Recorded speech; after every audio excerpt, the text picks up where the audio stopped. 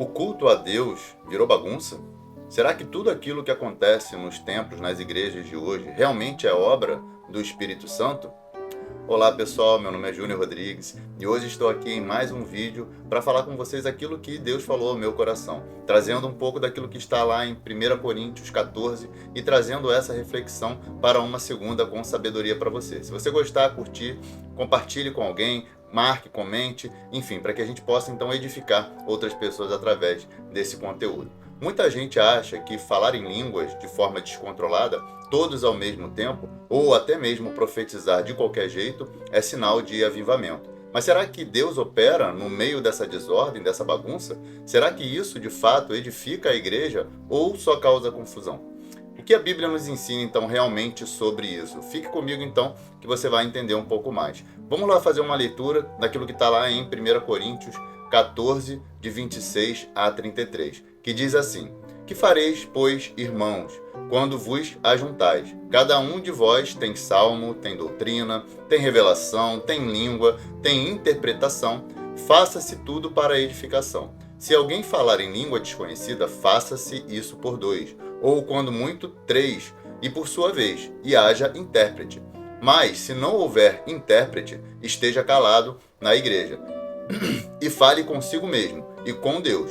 E falem 2 ou 3 profetas, e os outros julguem. Mas, se a outro que estiver assentado for revelado alguma coisa, cale-se o primeiro, porque todos podereis profetizar, uns depois dos outros, para que todos aprendam, e todos sejam consolados. Porque Deus não é Deus de confusão, senão de paz, como em todas as igrejas dos santos. Então, aqui o que Paulo está nos trazendo aqui? Paulo não está proibindo os dons, mas na verdade ele está estabelecendo uma ordem. Ele está querendo de fato que a gente tenha uma ordem dentro do culto.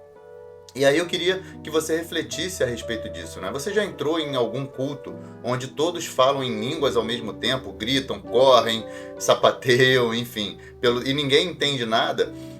Agora imagine um visitante, um descrente naquele lugar, o que ele vai pensar? Como que ele vai ser impactado por aquela situação que ele está enfrentando naquele lugar? E aí Paulo fala lá em 1 Coríntios 14, 23, se pois toda a igreja se congregar num lugar e todos falarem em línguas e entrarem indoutos ou infiéis, não dirão porventuras que estáis loucos? Então, na verdade o que a gente quer questionar aqui é o seguinte, será que Deus não opera através dos dons? É claro que sim, né? Ele opera e o Espírito Santo ele continua agindo, mas precisa ser de forma organizada para que a igreja seja edificada, né? E aí, o propósito dos dons justamente é não para gerar confusão, mas sim para gerar crescimento espiritual. Então, o que a gente precisa fazer a partir desse ensinamento que Paulo nos traz dessa passagem aqui em 1 Coríntios 14? O primeiro ponto é discernir. Nem tudo que acontece dentro de uma igreja é obra do Espírito Santo. A gente precisa avaliar se está em conformidade com a palavra, pedir discernimento espiritual a Deus. Usar os dons com responsabilidade, o segundo ponto.